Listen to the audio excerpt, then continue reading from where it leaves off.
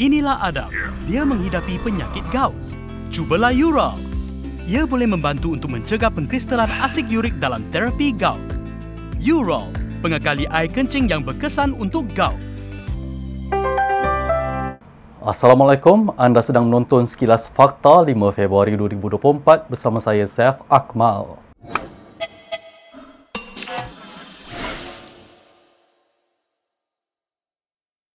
Perdana Menteri Anwar Ibrahim meminta supaya semua kritikan berhubung keputusan Lembaga Pengampunan terhadap bekas Perdana Menteri Najib Razak dihentikan. Anwar turut menggesa agar keputusan itu dihormati kerana ia bukan sahaja dibuat berlandaskan undang-undang, malah atas belas ihsan yang di-Pertuan Agong sebelum ini. Yang di-Pertuan Agong memutuskan dan keputusannya itu muktamad. Pertimbangan yang besarnya bukan undang-undang. Undang-undang itu proses Badan Kehakiman sehingga Mahkamah Persekutuan. Pertimbangan utamanya adalah soal ihsan, compassion, apa yang disebut yang di-Pertuan Agong itu sebagai mercu keihsanan atau fountain of mercy. Ya. Sama ada tuanku yang di-Pertuan Agong memilih untuk memberikan penjelasan atau tidak, itu wewenang tuanku. Beliau berkata demikian pada Perhimpunan Bulanan Jabatan Perdana Menteri Putrajaya hari ini. Sementara itu, Anwar juga menafikan keputusan Lembaga Pengampunan terhadap bekas Perdana Menteri Najib Razak menjadikan kerajaan pimpinannya longgar dalam memerangi rasuah. Anwar menegaskan dakwaan terbabit tidak benar kerana proses Badan Kehakiman membabitkan isu rasuah masih diteruskan. Jadi kita nak jaga ni ke tata kelola ataupun kepentingan parti ataupun kepentingan kelompok mereka. Dan ini yang berlaku sudah. Saya tengok beberapa kenyataan keras bukan main terhadap seorang yang sudah pun dipenjara, yang masih ada kesnya, tetapi seolah-olah membisu terhadap tindakan-tindakan diambil. Malah ada yang mengatakan, oh ini dendam politik lama. Dendam apa, saudara? Bekas Ketua Pesuruhjaya SPRM Latifah Koya mengecam kenyataan terbaru Perdana Menteri Anwar Ibrahim. Ini berkenaan Anwar mempertahankan keputusan Lembaga Pengampunan untuk mengurangkan hukuman Najib Razak. Dalam ciapannya di laman X, Latifah menuduh Anwar cuba mengalihkan kesalahan kepada Yang di-Pertuan Agong sebagai pengerusi Lembaga Pengampunan Wilayah Persekutuan. Kata Latifah, Agong terikat dengan nasihat Lembaga Pengampunan. Latifah memetik perkara 40 dalam kurungan 1A Perlembagaan Persekutuan bahawa Yang di-Pertuan Agong hendaklah menerima dan bertindak mengikut nasihat Lembaga Pengampunan. Seorang lagi pemimpin Pakatan Harapan tampil membidas cubaan menyekat pemimpin dan akar umbi daripada mengulas dan mengkritik keputusan pengurangan hukuman ke atas bekas Presiden UMNO, Najib Razak. Terbaru, bekas Ahli Parlimen Bangi, Ong Kian Ming berkata kepimpinan DAP tidak seharusnya membisu mengenai pendirian mereka.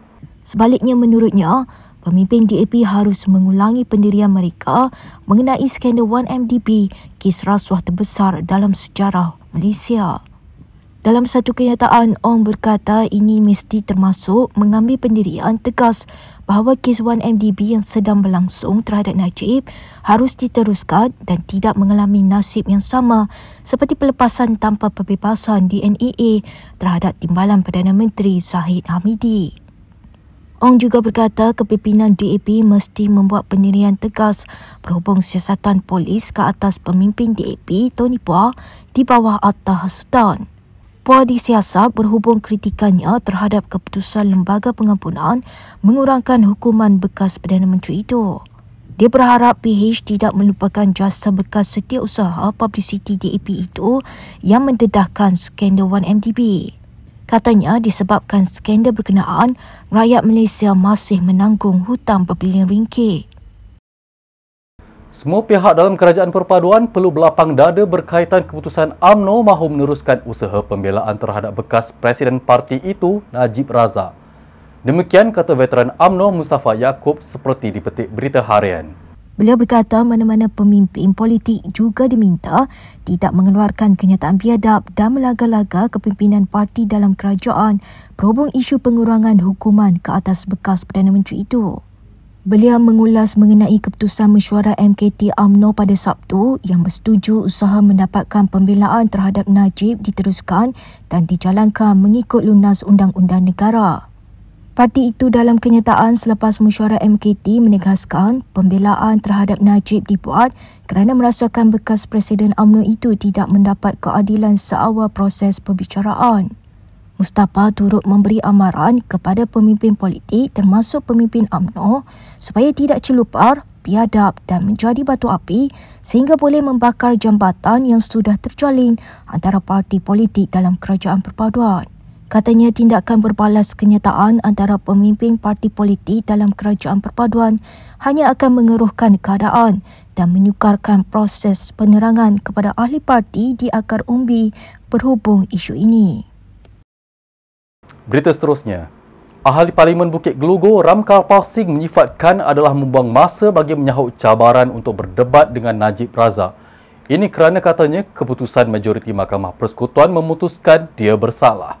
Malah katanya lembaga pengampunan turut mengekalkan sabitan kesalahan itu. Justeru dalam satu kenyataan hari ini, bekas Timbalan Menteri Undang-Undang itu berkata tidak ada gunanya berdebat dengan Najib. Ram Kapal juga meminta Najib untuk berhenti mengeluarkan cabaran yang tidak masuk akal untuk berdebat dengan orang lain yang hasilnya tidak akan ada beza dengan nasibnya. Semalam, wakil kepada bekas Perdana Menteri itu mencabar mana-mana pihak yang tidak berpuas hati dengan pengurangan hukuman terhadap Najib untuk berdebat secara terbuka berkaitan kes SRC International. Ram Kapal Tony Pua dan Muhammad Hanifah Maidin sebelum ini mengkritik keputusan Lembaga Pengampunan berkenaan pengurangan hukuman dan denda Najib. Jumaat lalu, Lembaga Pengampunan dalam satu kenyataan memberi pengurangan penjara 12 tahun kepada 6 tahun dan denda daripada RM120 juta kepada RM50 juta kepada Najib. Mengulas lanjut, Ram Kapal berkata, jelas sekali Najib mahu menggunakan dirinya untuk kekal relevan dengan mencabarnya dalam perbahasan tersebut. Bekas Setiausaha Publicity DAP Tony Pua disoal siasat selama lebih sejam di Ibu Pejabat Polis Bukit Aman hari ini susulan dia didakwa mempersoalkan keputusan Lembaga Pengampunan mengurangkan hukuman terhadap bekas Perdana Menteri Najib Razak. Selepas merekodkan keterangannya, polis juga akan mengiringi Pua pulang untuk merampas komputer ribanya bagi tujuan siasatan. Pua memasuki balai polis sekitar jam 1.10 petang dan keluar sekitar jam 2.30 petang. Dia memberitahu media bahawa polis bertanyakan 60 soalan mengenai 5 hantaran Facebook. Menurut Pua, dia telah memberikan nama akaun Facebook dan kata laluan log masuknya kepada polis. Pada saya tak tahu macam mana sebarang post yang saya telah pun buat tu merupakan sebarang hasutan di bawah akta tersebut, di bawah akta hasutan. So I cannot think of anything seditious in those postings. So we hope that the police, kita harap pihak polis akan membuat siasatan yang penuh dan pendek dan menolak segala tuduhan yang telah pun dibuat oleh pihak-pihak di luar sana. Tapi rasa buang masa sikit lah. Buang masa pihak polis. Buang masa saya tak apalah, saya dah bersara kan. Tapi buang masa pihak polis, kena siasat perkara yang bukan-bukan. Sementara itu, Presiden UMNO Ahmad Zahid Hamidi meminta parti-parti kerajaan menegur anggota masing-masing yang mengkritik pengurangan hukuman terhadap Najib Razak. Mengakui dalam UMNO sendiri turut ada kacang hantu, Zahid berkata perkara itu bukan pendapat rasmi kerana tidak dikeluarkan oleh pemegang jawatan utama. Tetapi kita meneliti pendapat yang antagonistik, ya, daripada individu tertentu di dalam organisasi itu, ya. Di dalam UMNO pun ada kacang-kacang hantu yang begitu, ya.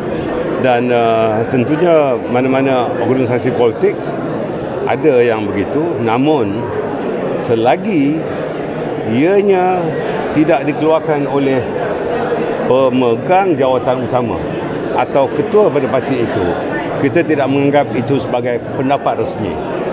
Namun saya minta agar ketua-ketua parti menegur ahli-ahli parti yang berkenaan itu untuk menarik balik, memadam tulisan-tulisan mereka dan memohon maaf terhadap keterlanjuran mereka. Beliau yang juga Timbalan Perdana Menteri dan Menteri Kemajuan Desa dan Wilayah berkata demikian selepas menyampaikan amanatnya di sebuah hotel di Kuala Lumpur. Selain itu, Zahid menjelaskan kritikan pengampunan Najib tidak memberikan kesan ke atas hubungan UMNO dengan DAP. Tidak ada terkesan, namun sebagai sebuah coalition parti-parti di dalam kerajaan perpaduan madani ini, kita mesti menyantuni perbezaan pendapat, tetapi kita masih menaruh penuh hormat kepada kepimpinan utama parti kerana ianya akan menjadi pendirian dan pegangan parti itu. Kita ke perkembangan berikutnya. Polis hari ini mengesahkan menerima laporan bahawa bekas Yang di-Pertua Negeri Sarawak Abdul Taib Mahmud didakwa telah dicolik dari hospital oleh seorang ahli keluarganya. Taib dilaporkan ketika itu sedang dirawat di unit rawatan rapi ICU di Pusat Pakar Perubatan Normah di Kuching.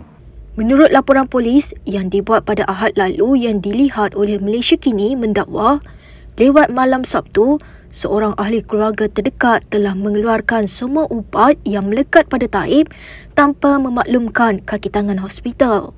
Taib kemudian diletakkan di atas sebuah kerusi roda dan diusung keluar dari hospital dan dibawa menaiki sebuah kenderaan. Laporan polis kedua oleh ahli keluarga Taib yang lain dilaporkan telah dibuat pada Ahad berdasarkan laporan pertama. Sementara itu, Pesuruhjaya Polis Sarawak Maica Atta dalam satu kenyataan memaklumkan kes berkenaan sedang disiasat mengikut Seksyen 336 Kanun Kesesaan. Sehubungan itu, katanya, pihak polis menasihatkan orang ramai supaya tidak membuat sebarang spekulasi. Katanya lagi, tindakan menyebarkan maklumat palsu boleh diambil tindakan di bawah Seksyen 500 Kanun Kesesaan, iaitu kesalahan fitnah, dan Seksyen 233 Akta Komunikasi dan Multimedia 1998, iaitu penggunaan tidak wajar, kemudahan perkhidmatan rangkaian dan lain-lain. Berikut beberapa lagi ringkasan berita untuk hari ini.